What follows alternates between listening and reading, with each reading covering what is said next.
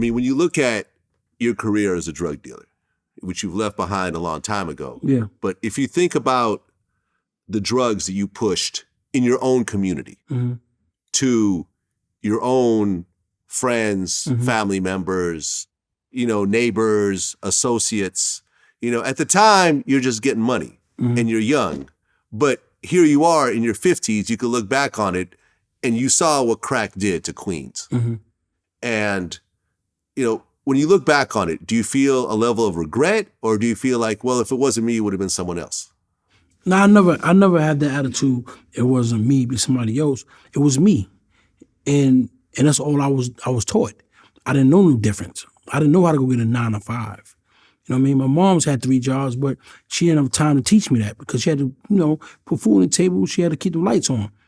So she come home, what she want? She want a bed. She can't 8 kids tell you, do your homework, go to work today. She want a bed. You know what I mean? I had to respect that. So, I definitely regret, and me personally, I'll never sell drugs to a person I know. You know what I mean? Plus, when I did get to that point, I got boss status real fast. So I didn't know who's buying the drugs. You know what I'm saying? I just knew I was collecting that money. So I really didn't know. You know what I'm saying? So when we oppressed the way we was oppressed, with the way they had us with the welfare and all that craziness, you know what I mean? Like, what other means we had when you put the drugs here, so what do you think we're gonna do with it? Look at it or use it? I'm not using it. I'm put it to work. Because I want this house in here, they hungry. They have nothing. And I want to show them something different than I'm melting some government cheese on some bread that never melt. You know what I mean? You know what I mean? Some water with sugar in it. That's my first juice I ever had in my life, was some water with sugar in it. With no coloring, just water. And it was sweet. It was good. You know what I'm saying? I got tired of that. I got tired of my mom was going shopping once a month. And when she it was a store in Queens called Gals. And Gals, you can buy juices. You can buy like 20 juices for like $6. So you can imagine what kind of juice that was. So when I called for school, it'd be mad juices in the refrigerator. I opened it, oh shit, we were shopping. It's mad juices. I'm like, where the food? You know what I mean? So my man Mark, his mom's, she used to work for the church. So the churches used to get the free lunches. So, they had chicken patties. So when they have chicken patties, you see some wars.